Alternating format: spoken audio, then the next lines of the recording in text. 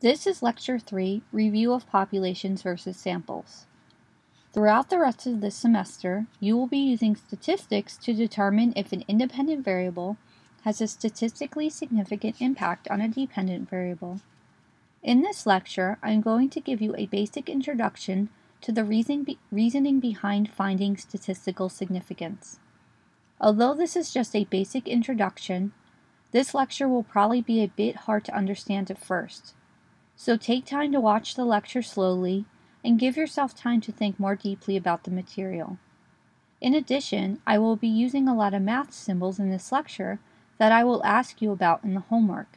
You should take note of what those symbols mean.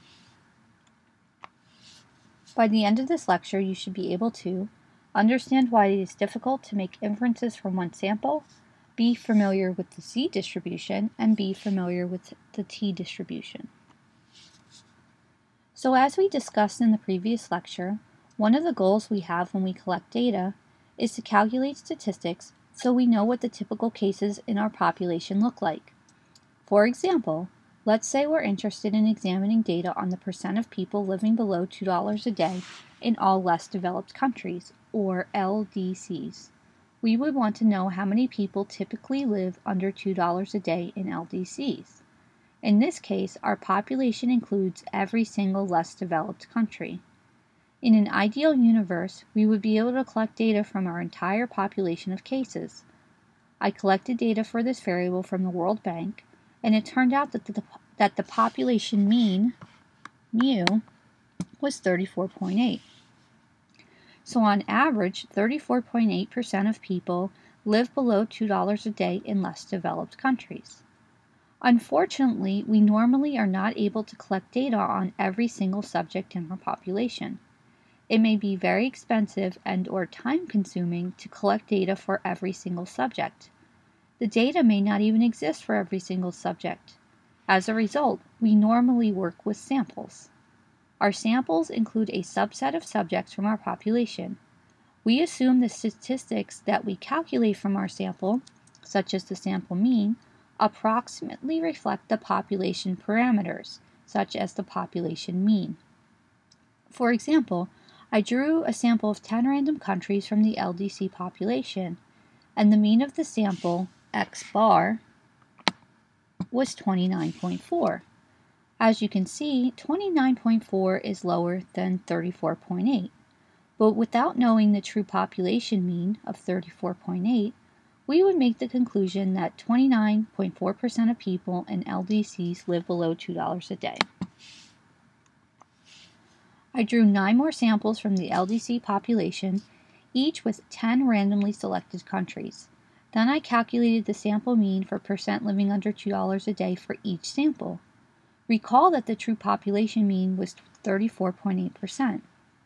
As you can see, sometimes the sample mean is less than the true population mean, and sometimes it's more. As a result, we would make differing conclusions about how many people in LDCs live below $2 a day. In one extreme, we could say that only 19.6% of people live under $2 a day, and on the other extreme, we would say that 46.7% of people live under $2 a day.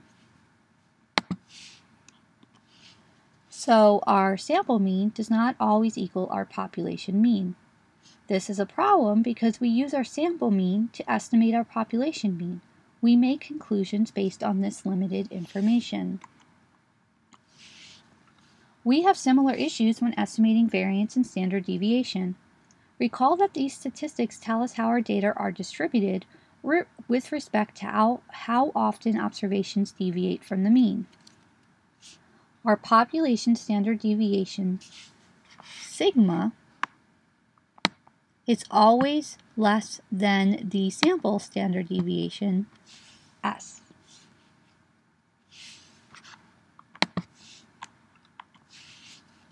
Fortunately, statistics allow us to confidently make inferences about our population from our samples. Let's say we wanted to estimate the mean of our population. The central limit theorem tells us that if we took an infinite number of similar sized samples from our population, and took the means of all of those samples, the distribution of those means would be normally distributed, and the mean of that normal distribution would be the true population mean. This is what a normally distributed variable would look like. On the x-axis, we have the values of the observation. Here is the mean. Here are observations that take on values that are 1 standard unit above the mean, 2 standard units above the mean, and 3 standard units above the mean. Here are observations that take on values 1 standard unit below the mean, 2 standard units below the mean, and 3 standard units below the mean. The y-axis tells us the percentage of cases in this variable that take on these values here. So when a variable is normally distributed, about 68% of observations take on values that are plus or minus 1 standard unit above or below the mean. 95% of the observations take on values that are plus or minus 2 standard units above or below the mean. And 99.7% of observations take on values that are plus or minus 3 standard units above or below the mean.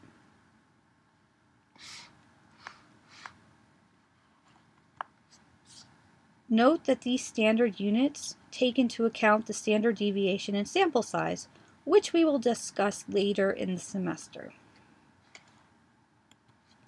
So applying the normal curve to the central limit theorem, this tells us that 68% of the time when we draw a sample mean, that sample mean is going to be within plus or minus 1 standard unit of the true population mean.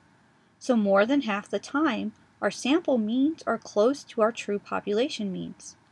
In addition, this tells us that 95% of the time when we draw a sample mean, that sample mean is going to be within plus or minus 2 standard units of the true population mean. And 99.7% of the time, when we draw a sample mean, that sample mean is going to be within plus or minus 3 standard units of the true population mean. So using the concept of the central limit theorem and normal curves, statisticians created 2 distributions, a z-distribution and a t-distribution, that allow us to apply the conclusions from our samples to our populations. The z-distribution is a hypothetical normal curve with a mean of 0 and a standard deviation of 1. This is a useful distribution because it allows us to transform any ratio level variable onto the exact same normal curve. We're not going to get into the calculation here, but when you transform any ratio level variable onto the z-distribution, the mean of that variable becomes 0 and the standard deviation becomes 1. So you could have a variable that is measured in millions, and when you transform it into a z-distribution, the mean would be 0 and the standard deviation would be 1. The same could be said for a variable that is measured in decimals, ones, hundreds, or thousands. When you transform it into the z-distribution, the mean would be 0 and the standard deviation would be 1. This allows us to place all of our variables on the exact same scale.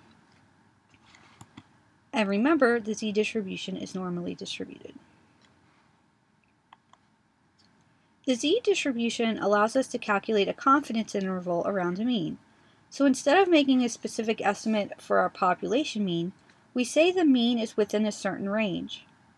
While we know that it is unlikely that we would have a sample mean that is exactly equal to the population mean, we know that it is likely that we produced a sample mean that is close to it.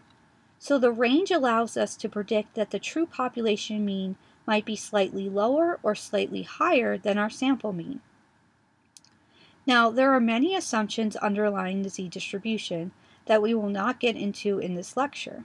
However, one assumption that you should know is that the z-distribution generally assumes that we have a large number of observations, about 1,000 or more. Often we do not have that much data. We often work with data sets that have 50 to a couple hundred observations. Hence, we cannot justify using the z-distribution to help us apply our sample statistics to our population. Instead, we use something called the t-distribution. It is really t-distributions, since there are several of them. They are similar to the t-distribution, except they take into account that we have smaller sample sizes with a smaller number of observations. When we have a small number of observations, we are less confident that we can make an accurate prediction about what our mean is. When we only have 10 observations, that is not a lot of information. We are likely to get a sample mean that is not reflective of the true population mean. In contrast, a sample of 100 gives us more information, and we're more confident that our sample mean is close to the true population mean. This image shows you how a t-distribution takes into sample size. Here is a z-distribution in blue. This assumes we have a large number of observations. The z-distribution assumes that the true sample mean is close to the population mean, indicated by the small variance here. Observations are close to the mean here. As you can see, as the number of observations decrease from 30, purple, to less than 30, light purple, the variance gets bigger. This is because we have a lot less confidence that our sample mean here reflects our true population mean.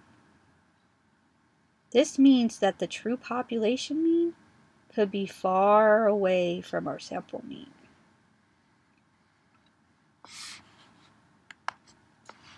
Now, we could use a t-distribution to calculate a sample mean with confidence intervals, but we can also use the t-distribution to calculate other statistics. For example, throughout the rest of this course, we are going to use ordinary least squares regression to determine if our independent variables have an effect on our dependent variable. Recall that we generally expect that our independent variables have a positive or negative effect on our dependent variable, but it is also possible that they have a neutral effect on our dependent variable.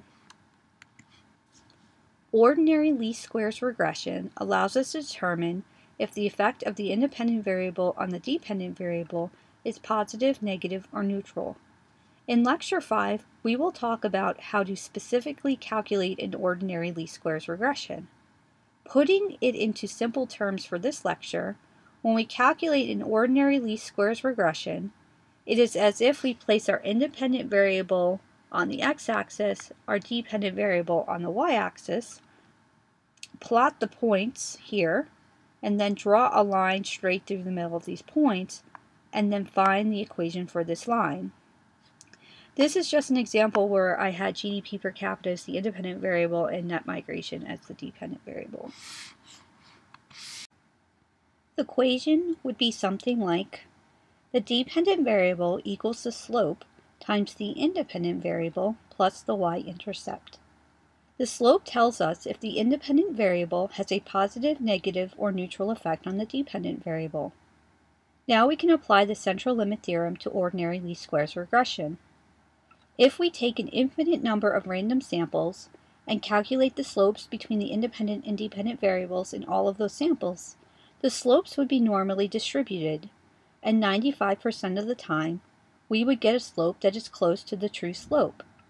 This is very similar to calculating a sample mean. As such, we don't calculate the specific effect of the independent variable on the dependent variable. Instead, we make an estimate of the slope within a potential range of values. We use the t-distribution to make the estimates. After we make our estimates, if any of the estimated slopes overlaps with 0, that means it is possible that the slope is 0 and that the independent variable has no effect on the dependent variable. We would conclude that we have no empirical support for our argument. If the slope range does not overlap with 0 and all the slope values are negative, we conclude that the independent variable has a negative effect on the dependent variable. On the other hand, if the slope range does not overlap with 0 and all the slope values are positive, we conclude that the independent variable has a positive effect on the dependent variable.